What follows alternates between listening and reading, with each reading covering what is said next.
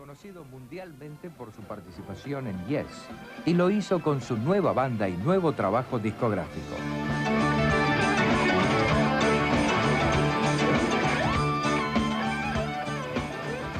The first time I came, I think, was 1980-81, and I came with a band of what we call the 1984 tour, which was great fun, and it was a good band. The second time we came, which was 7 years ago, it was a show I came just with a four-piece band, and it was not the ideal, for me, not the ideal show. It was, I like to bring a big band, so it's been something that I wanted to do. Very much, it was the promoter that wanted the show we brought down the last time. I mean, the band was a good band, but it was not the show I wanted. This time, I have exactly the show I want. So I really don't care about, in the nicest sense, about what promoters want anymore. This is the show I want, and it's what we call the people's show, because 80% of everything we do has been basically chosen by fans through the internet of what they would like to hear. It's music from the early days, from albums like Six Wives, Henry VIII, Journey, and King Arthur from the 70s. 1984 from the 80s, music from there. From Return to the Center of the Earth from the 90s. And another thing is that people, which surprised me, wanted to hear us play a Yes piece. So we do a Yes, we do a Yes. And that makes up 80% of the show. And then we've put in 20% extra, because what we hope is people will come and say, we saw and heard everything we wanted to hear and see, but we got some surprises as well. So there are some surprises.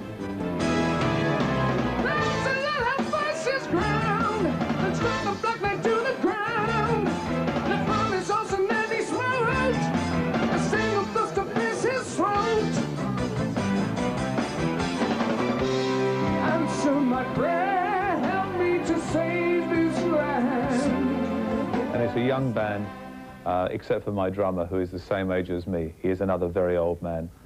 But the rest of the band are very young, and they have really helped bring the music and arrangements into the 21st century.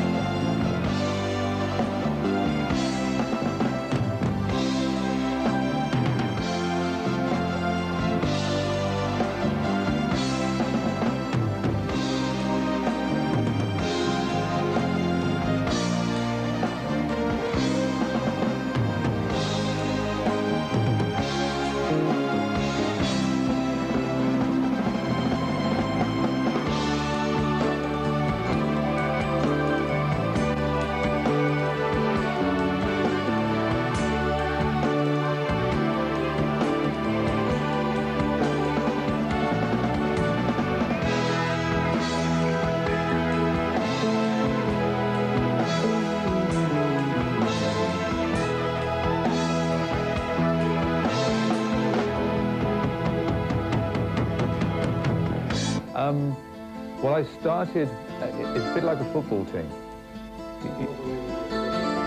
And to me, the drummer is always the goalkeeper. You know? And if you are comfortable with the goalkeeper behind you, then you can build up. And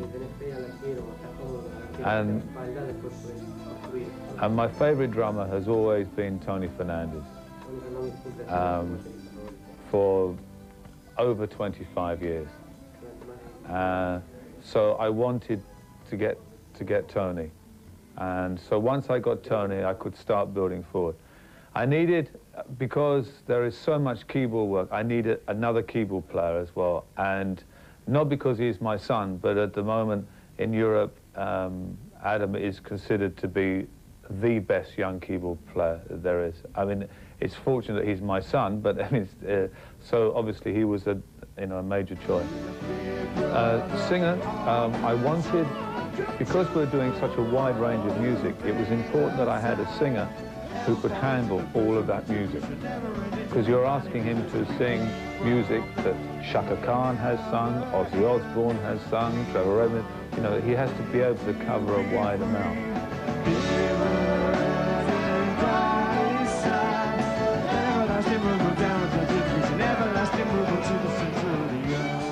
And I knew Damien Wilson from, I first met him when he sang in a band with my son. I first saw him about 6 years ago. And I knew he had the range and style of voice that would cover everything. You know, plus I knew that he liked this kind of music as well, so, and didn't get the chance to sing it very often, so I thought he would like, you know, like to do.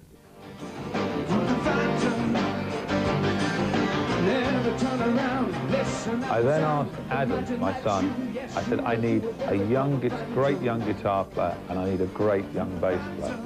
So he said, you need Ant Glynn on guitar. He said, that is the man you want. He is fantastic.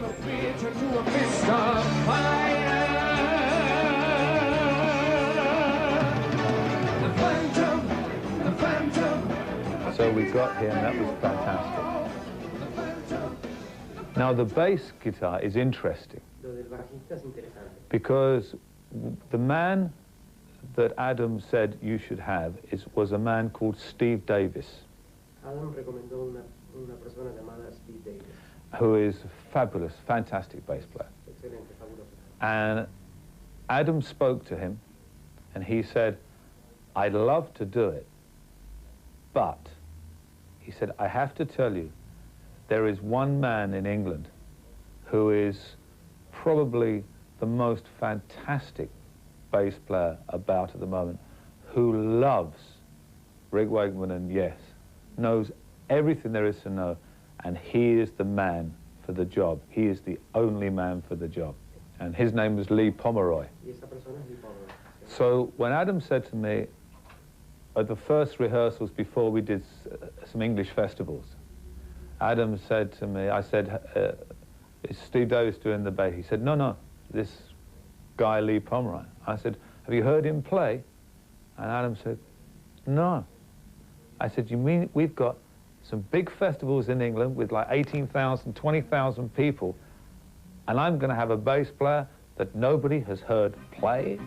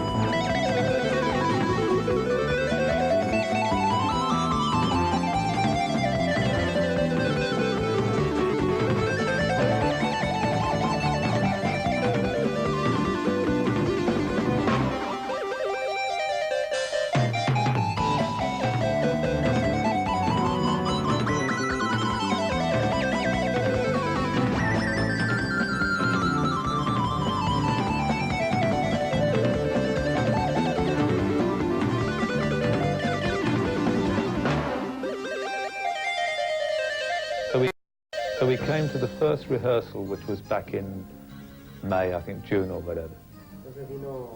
el primer ensayo en mayo o junio. And this guy, Lee Pomeroy, comes in and says hello, you know. And he set up, and I thought, this is going to be one of two things. This is either going to be my worst nightmare, or it's going to be okay. And we played the first piece, and it's absolutely true, hand on my heart, we finished the first piece that we were going to do, and my mouth was open. This man is the most amazing bass player I have ever played with in my whole life. And the band is just now so good. So it's a band that's been, you could almost say, hand-picked for the job.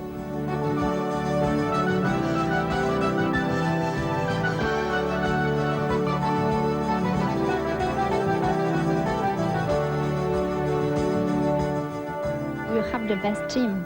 It is, in 30 years of my own band, this really is the best band I have ever had on stage, and in every respect, in their professional way they work, in the professional way that they rehearse and they work on the music, and the professional way they are on stage, because they have the most important thing, which is they really love to play and they love their music and they're very good.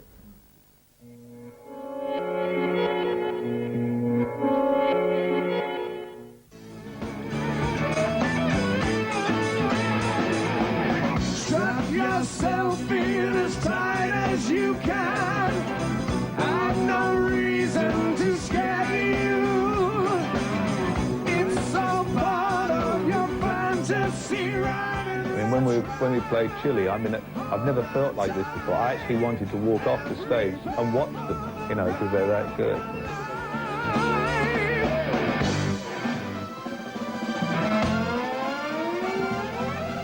There is, you can have a band on stage of players who can sometimes play for themselves or just playing with one other musician on stage. It is very rare that you get everybody who is working together as a band. And what happens is it's like it's almost like a musical friendship. And when something really good happens on the stage, something really special happens, it's interesting because it happens for everybody and not just. I was almost going to say it's like the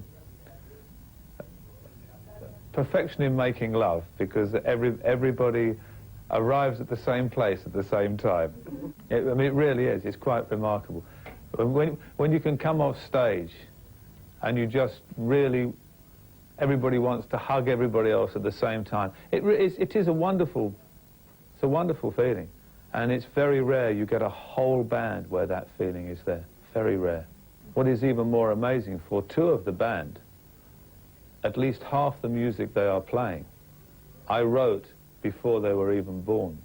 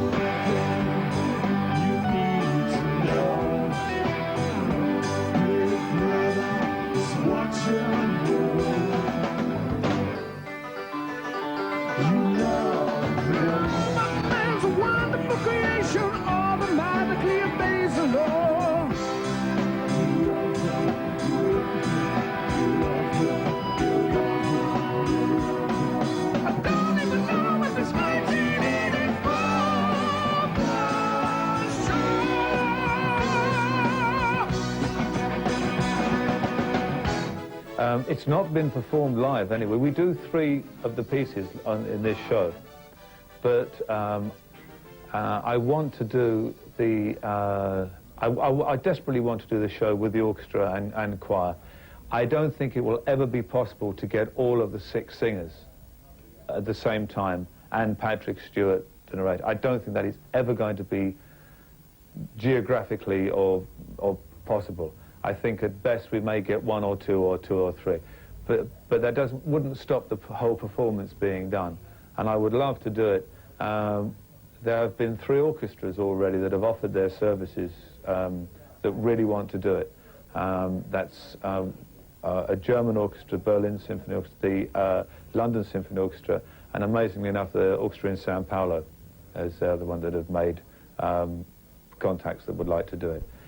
It's just a very difficult thing to put together because there are a lot of people involved. So that sort of thing it's not cheap to do. But I would love to do the complete thing with the orchestra at some time. If it will happen, I don't know. Mentally was very important to me because for many years, for about 10 years before that, both with Yes and myself, I had found myself making CDs and making music that was not 100% what I really wanted to do. So when I finished that, I made a vow to myself that that was the last time that I would not do something that wasn't exactly musically as I wanted it to be.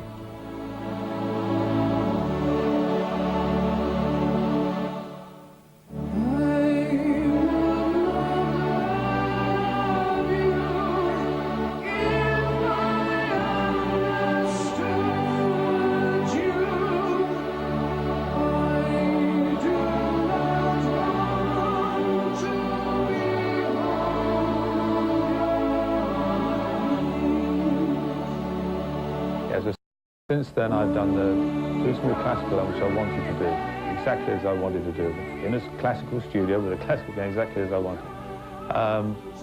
This tour, this band, is exactly what I wanted it to be. So if people don't like it, they can only blame me, nobody else. The next album I do will be with this band, in the studio, exactly the type of album that I wanted to be, with the band and input, a good studio progressive rock album. You know, because I thought to myself, you know, I'm 51 years old now. I've been playing since I was 5 years old. It is all I have ever done. 46 years of making music, of working with some of the most fantastic classical rock musicians, some of the best producers, some of the best television people, best radio people. I've been very lucky with all the people I've worked with. And it's like I have gained so much experience from people, from the different countries I've been to. So why should I listen to a 25-year-old spotty man in a record company who couldn't even put a string on a guitar? And it's taken me all these years to realize it. And I thought, no, this is crazy, you know. It is difficult because, like everybody else, you need money to live, you know, to pay your bills the same as everybody else. The difficulty comes is because if it is the record company that is giving you the money to live, they want to have a say in what you do. So you have to try and say to them, look, hold on, if you trust me, then I can give you something that is really good. It is not easy. The pressures are incredible because there are 2 things that a musician and composer can't do. One is he can never listen to his music for the first time because he is working to build it. So I can never hear anything that I've ever written or recorded for the first time. You can, you know, and so can everybody else, but I can't. And the other thing you can't do is step out of yourself and see you as other people see you. And if you are an artist of any sort, whether it's a painter, a musician, a sculptor, an actor, that's when life becomes very difficult because you can't see yourself, you can't perceive yourself as other people do. And mentally, it is very difficult because people try and tug you in all different directions. And sometimes you just want to go and hide away in a corner and just, you know. Yes is one of my many love affairs because yes, it was a unique situation of having 5 people on stage who really are so different in every respect.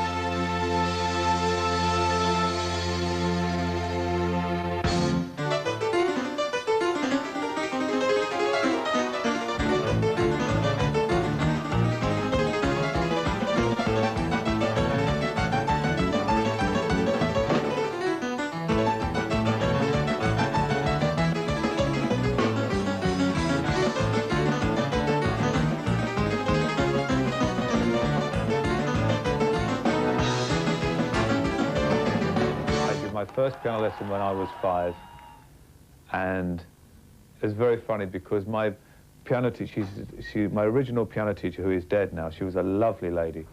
One of the first things she said to me was,